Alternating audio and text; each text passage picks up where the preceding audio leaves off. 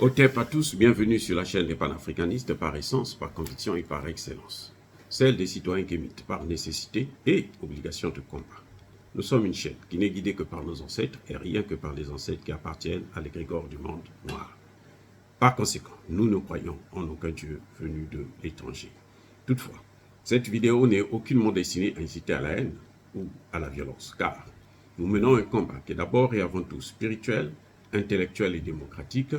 Ensuite, il est politique, géopolitique et géostratégique. Contre l'impérialisme, le colonialisme, le néocolonialisme et l'endocolonat, qui sont tous qualifiés de crimes contre l'humanité. Nous menons ce combat sur la base du principe fondamental que nous avons hérité de nos ancêtres kémites, qui est celui de la Mahat, c'est-à-dire solidarité, vérité et justice. Vous êtes donc en droit de connaître la vérité et nous avons l'obligation de vous dire la vérité, rien que la vérité, afin que justice soit rendue au continent africain. Et ça, c'est notre modeste contribution dans cette noble lutte en faveur de la souveraineté, la dignité, la solidarité et l'unité africaine. C'est exactement ça que nous appelons le panafricanisme. Bien-aimés frères et sœurs, le président nord-coréen Kim Jong-un est arrivé en Russie pour rencontrer le président Vladimir Poutine. Et ça soulève un tollé au niveau occidental. Parce qu'on estime que la Russie va solliciter de l'aide militaire. C'est-à-dire la Russie va probablement acheter des armes auprès de la Corée du Nord.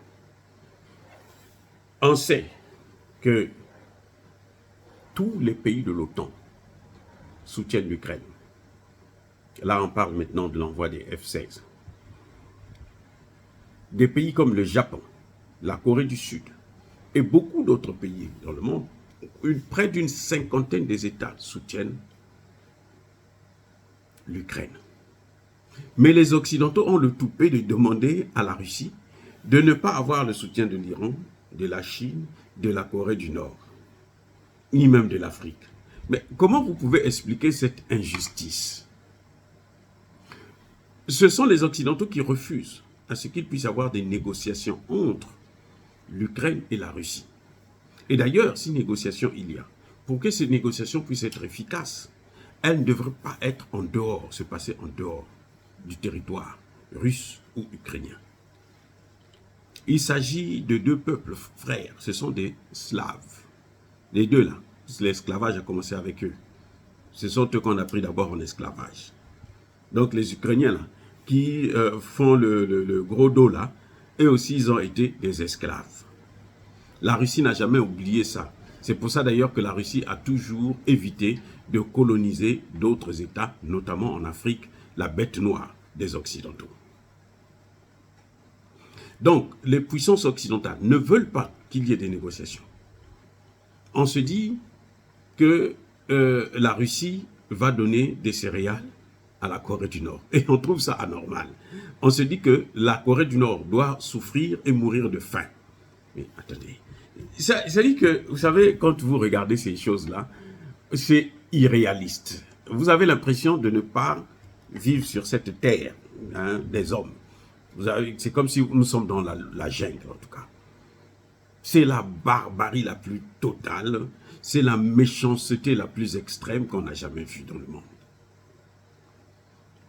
La Corée du Nord là, est sous embargo occidental depuis plus de 50 ans. Oui, depuis la guerre qu'il y a eu entre la Corée du Sud et la Corée du Nord. Une guerre qui a été organisée, orchestrée, fomentée, préparée par les États-Unis. Donc ils ont divisé ce pays en deux. Parce que la Corée du Nord et la Corée du Sud, là, ce sont des pays, ce sont des frères. C'est comme la Russie et l'Ukraine. Mais les Américains ont quand même réussi à les séparer. Ils ont réussi à séparer la Russie et l'Ukraine. Et maintenant, ils ont réussi à séparer la Chine et Taïwan. Et maintenant, on dit à la Corée du Nord, même si tu souffres là, tu ne dois pas avancer sur le plan technologique, sur le plan économique. Et même si tu n'as pas de nourriture, ta population doit mourir de faim. parce que nous ne sommes pas d'accord avec vous, parce que vous n'êtes pas, vous ne vous mettez pas à genoux devant nous les États-Unis. Voilà ce que subit la Corée du Nord. Les États-Unis ont puni Cuba jusqu'à aujourd'hui où nous parlons. Depuis 1963, ça fait près de 70 ans que Cuba est sous embargo américain. Combien d'enfants sont morts à Cuba? La pauvreté que vous voyez là à Cuba, c'est les conséquences de la politique américaine d'asphyxier Cuba. C'est ce qu'ils font en Corée du Nord. C'est ce qu'ils veulent faire aussi dans les pays africains, comme le Mali, le Burkina Faso, même le Niger.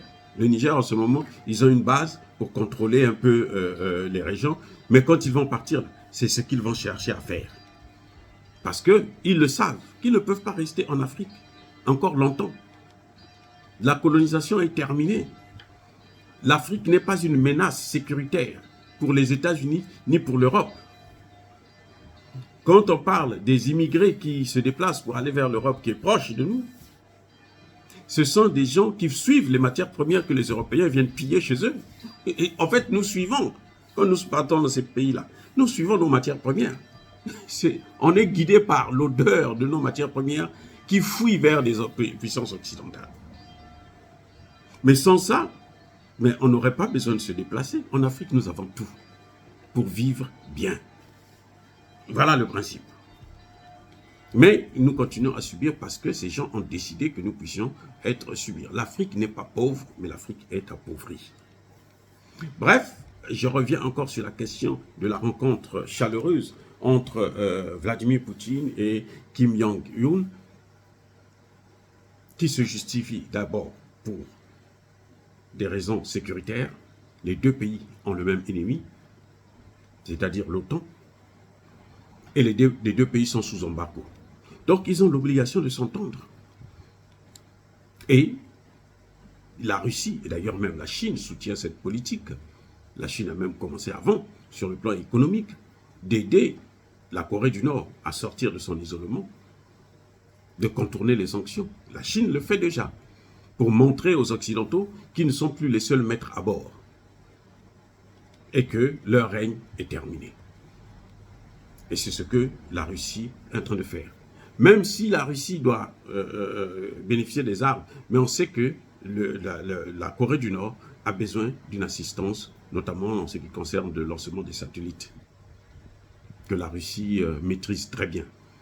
Et donc la Russie va certainement échanger cette technologie avec la Corée du Nord, puisque le dirigeant coréen s'est déplacé avec tous les grands cadres, les grands dirigeants, les directeurs et responsables de ces institutions qui concernent l'armement et le lancement des satellites. Et la Russie, probablement, peut bénéficier d'un soutien militaire. Ou encore, la Russie peut demander à la Corée du Nord de continuer à soutenir des pays comme le Burkina Faso, le Mali, ou encore d'intervenir au Niger. Ah oui, pour sortir de son isolation. La Corée du Nord est un État, au même titre que les autres, qui a le droit de vivre en paix. Donald Trump a expérimenté une rencontre avec ce dirigeant coréen. Le ciel n'est pas tombé, au contraire, ça a été une rencontre fructueuse. Et donc, je pense que la Russie, ce qu'elle est en train de faire, ce n'est qu'important. Les États-Unis veulent punir la Corée du Nord, veulent punir les Coréens, parce que c'est leur politique de toujours faire du mal aux autres, mais cette fois-ci, il y a des puissances qui sont dites émergentes, notamment qui appartiennent aux BRICS, qui ne veulent plus cette multipolarité et qui s'engagent à diminuer l'influence des États-Unis, la France, on n'en parle même plus, dans le monde. Or, dire cela, c'est inciter à la haine ou à la violence. Non. Il y a colère, veille. Encore une fois de plus, bien-aimés frères et sœurs, soyez bénis. Soyez abondamment bénis. Je persiste et je signe. Mais que tous ceux qui persécutent le continent africain le pillent et le déstabilisent, qu'ils soient noirs, blancs, chinois, arabes, indiens, qui qu'ils soient punis, maudits, foudroyés, neutralisés, écrasés, effacés par ce Dieu des Kémites et par nos ancêtres angélisés. Vive l'Afrique éternelle, j'ai dit et j'assume.